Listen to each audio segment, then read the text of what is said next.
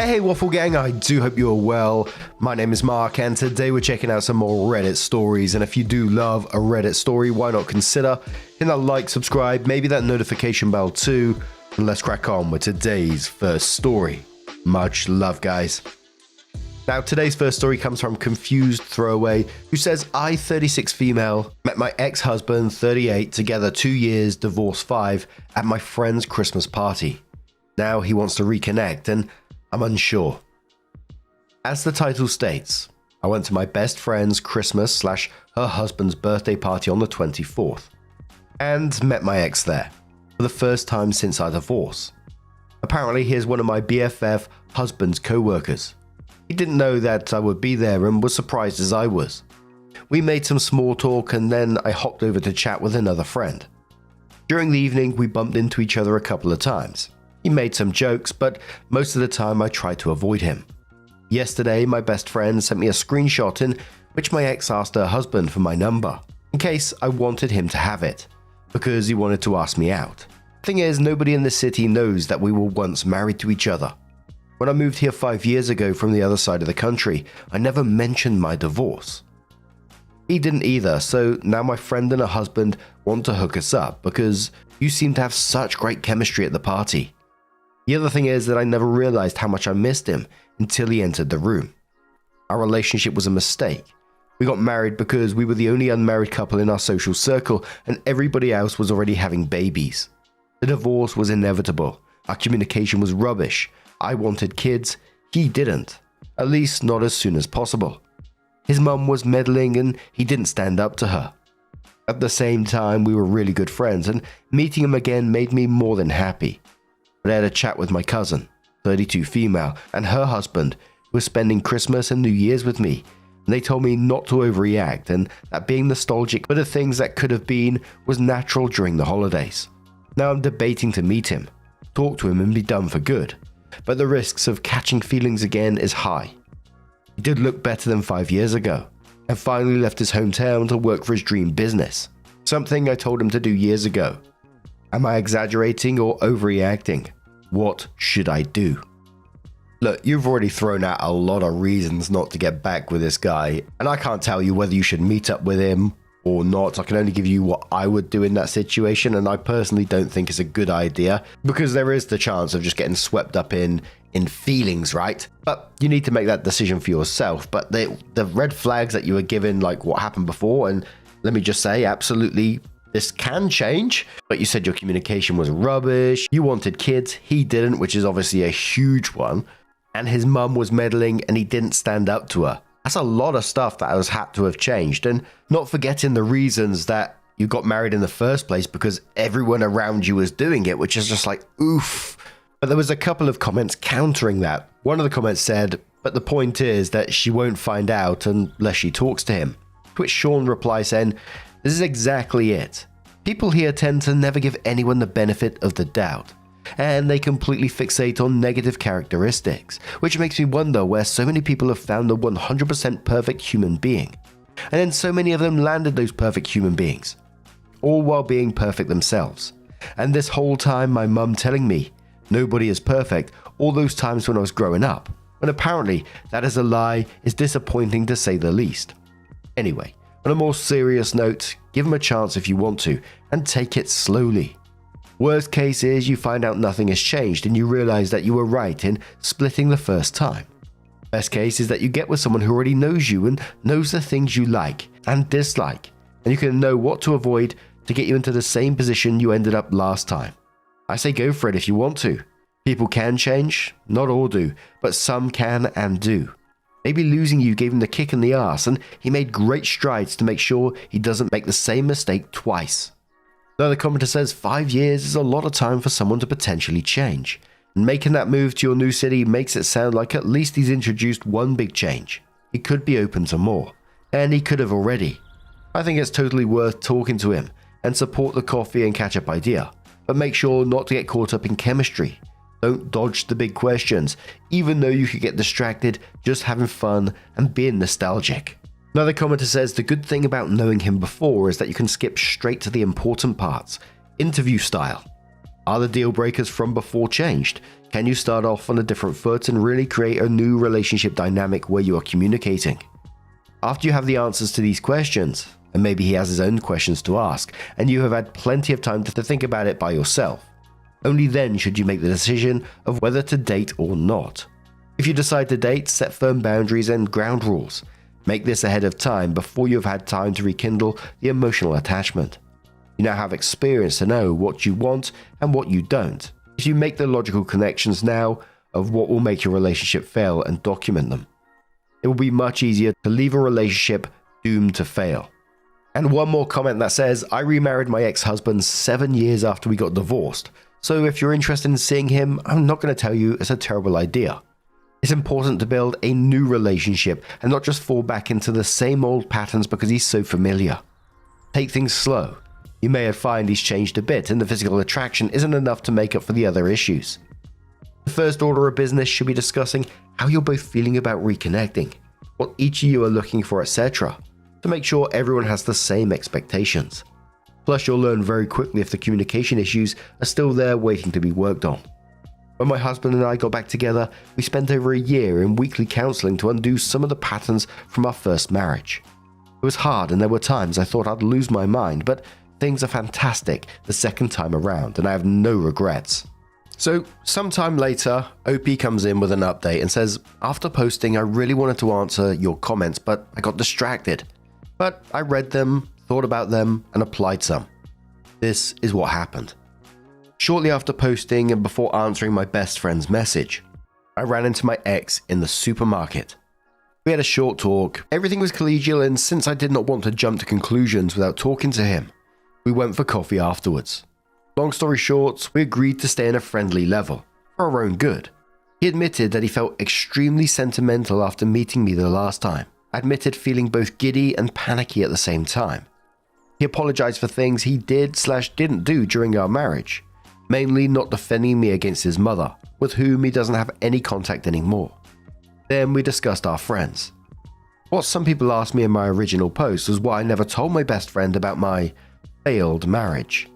The reason is that she might be one of the kindest people I know, but she is quite religious.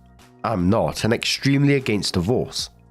In her eyes, you should better sacrifice your happiness for the benefit of others, so getting a divorce is the coward's way out. It means you don't deserve love. Her mother-in-law treats her like scum. Her husband stays quiet because she is glad that mother-in-law gave her the most important thing in her life, and rather endures the rants and boundary stomping.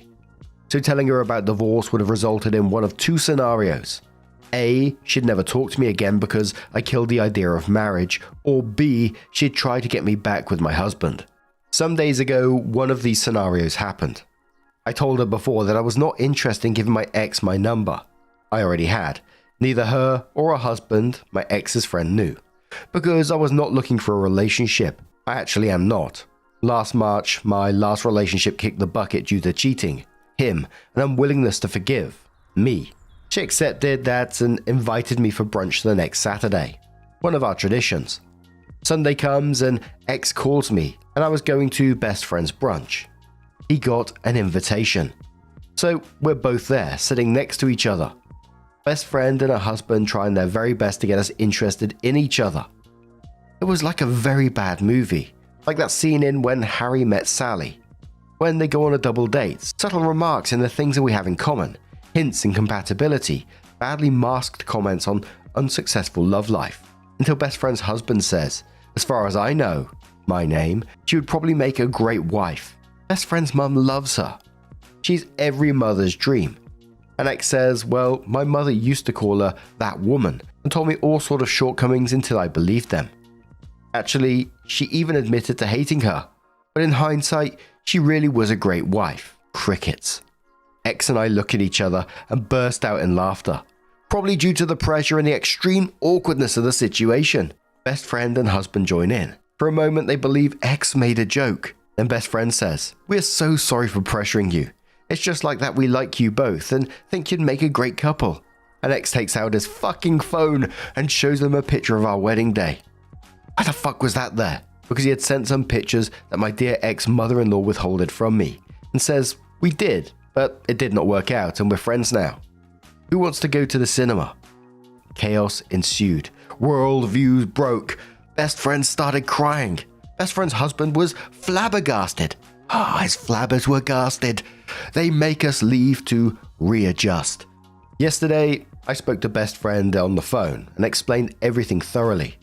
The abuse by my mother-in-law, the arguments, the incompatibilities, the mutual decision to end it, my fear of telling her.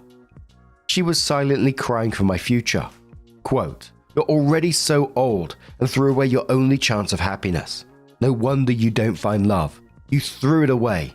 It won't come back. Your future with your ex is riddled by betrayal. If you get back together, you can never mend what you tore apart. What will you tell any partner? I cannot understand how you could do that. You always seem so compassionate. Why could you not understand the pain of your mother-in-law? She lost her son to you. You did not respect her wishes and did not listen to her. I'm sure she loved you like a daughter, but you were not ready. That's when I said goodbye, have to go, see you, and questioned my 5-year friendship.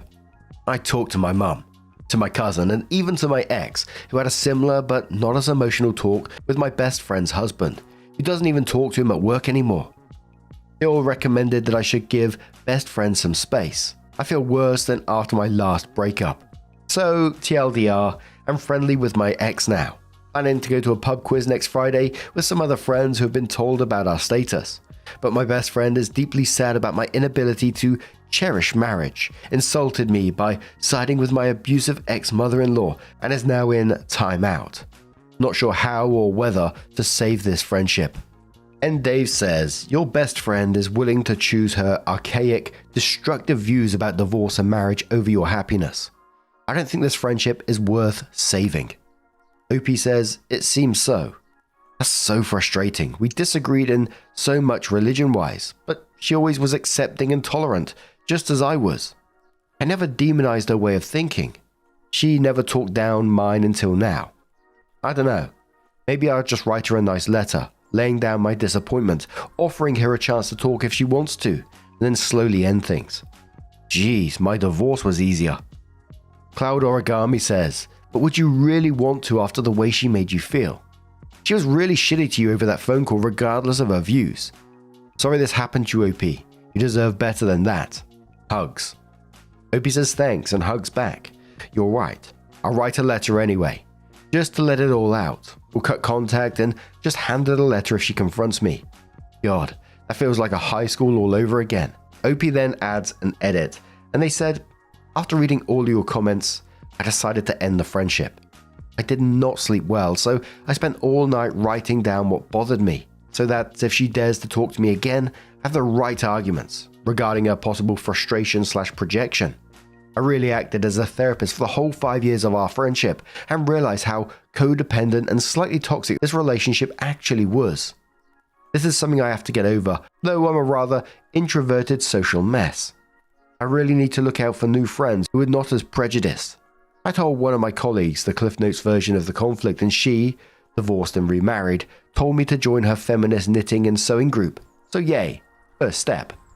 X has a similar problem now. My friend's husband told their mutual friend group that X had loose morals and might be a bad influence. Because this is kindergarten, some of them blocked X on social media and asked him what crime he committed. And only one told him that A, best friend's husband is extremely overreacting, and B, he still wants to hang out with X no matter what. So we're now in the same find friends boat. My friend's husband actually asked his boss this morning if he could arrange it so that he did not have to share an office with X anymore. So yeah, they're also cutting ties. And to the comments asking which culture we/they belong to, we're all generic Europeans. Ex-friends are just belonging to a strange Christian church. Protestant, not even Catholic. TLDR, mission finding new friends is afoot. Ex-friends behave like toddlers, cementing my decision to sever contact. Gee whiz, what a messy situation. That moment where they tried to set him up and they went to a restaurant together and they were sitting together and the drama slowly started unfolding. I could picture that scene, and I was sat at another table listening in. I'm a right nosy bastard, even in my imagination. But I guess this situation ends up, although it's going to be painful regardless of what happened, these were still relationships between people. That's going to be painful, but I think it's for the best. But what do you guys make of this situation? Let us know your thoughts down in the comments below, and let's move on to another story. Now, our next story comes from the Am I the Arsehole subreddit from JustSomeUncleGuy, who says, "Am I the arsehole for not giving the dollhouse I built to my niece but to my wife as a gift? It's not a dollhouse, but I didn't want anyone to think I was being misleading on purpose by saying I built a house. I, 28 male, made my wife 28 female, a replica of a house that's known to fans of a musician, but wouldn't mean much to others. It's about 2 feet tall and wasn't very complicated to build, but my wife had said a few times over the last year that she thought it'd be cool to have for little trinkets. She's like a crow with her trinkets. I love it. She didn't know I was making it for her, but I did sneakily involve her in its creation through having her make a couple of TikToks when we were out together so I could get the colors right. She has no idea. Lol. I was excited, so I showed a picture to my brother. He told me it was cool, but didn't get the purpose. He showed it to my niece, Ava, 13 female, who knew what it was and said she wanted one too. My brother asked if I could give it to Ava for her birthday. I said no, it's for my wife, but I could make one with Ava. It would help teach her some basic woodworking skills, which they don't do in schools here anymore. I'd like that. Brother said if it was so easy, then I could make a second one for my wife and just give this one to Ava since her birthday is at the end of the month. Again, I said no. This was done specifically for my wife. He seemed to accept that, but then came back to me and said, "Isn't it a little weird to make a dollhouse for an adult woman?" I told him it's not a dollhouse, just a fancy shelf. He argued that it makes it worse because Ava would actually play with it. He must have gone to complain to Mum about it. He's the younger brother, because Mum called me to tell me that it was stupid to give my wife a dollhouse. I tried to explain that it's not a dollhouse, but she just kept saying, "That's stupid." This weekend I was at their house and Ava kept bringing up the house and laying it on thick with statements like, "I've always wanted one just like it." She kept asking why my wife wanted a dollhouse. I said it's not a dollhouse, but she kept asking why she needed a dollhouse. I told my brother that he was encouraging his kid to be manipulative and I really didn't like it, so I was going to leave. He told me that I was dangling the house over her head like McDonald's and teasing her, and it made me a bad uncle. Being a good uncle is important to me, and I do feel for the girl because she's a big fan too. I admit I have a blind spot for this because I don't have kids and maybe I shouldn't have shared the picture with my brother to begin with. Am I really the arsehole for not just giving it to her? Yes, it was easy to make and I could make another quickly. Sorry guys. Ava isn't my brother's biological daughter. There's a long story involved that I didn't want to add, but I should have realized the age would be surprising. I still see her as my niece regardless, but I get why that would be alarming. Nothing bad happened or anything. So I immediately had to do some Googling after this. I think, what is this house?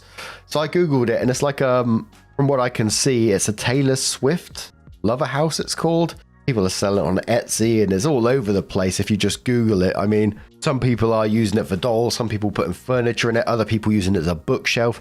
Obviously, OP is going to be using it for trinkets, but it's just wildly entitled. I always try to put myself in these situations, and I'm putting myself like as OP's brother, and he phoned me and told me about this dollhouse. I couldn't imagine going, even if like hypothetical child told me, "Oh yeah, I really want one of those," I'd go, "Oh yeah, well, my child wants that, so just gift it to her for her birthday, would you?"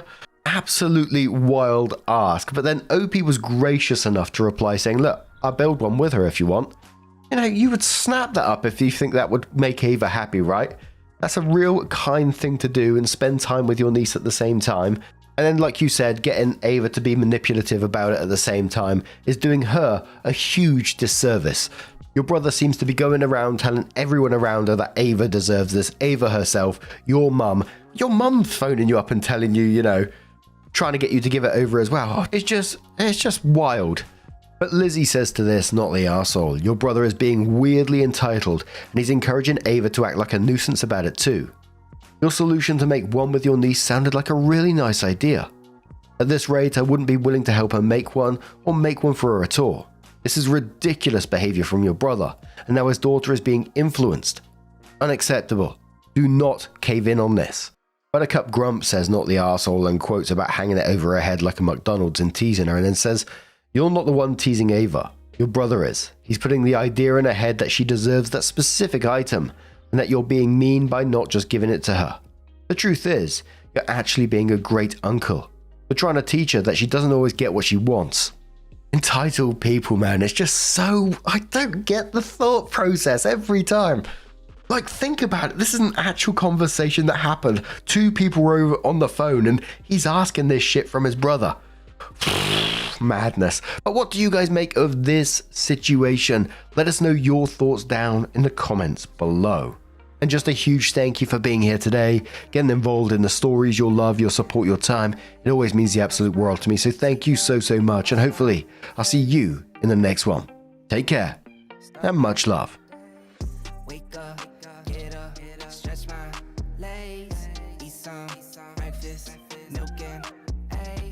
Brush my teeth up, wash my face, throw my clothes on, start my day. Wake up, I can smell the smoke from the bacon. Let's go, see the sun shining from the windows. Okay, I know that today'll be a good day. Okay, I know that today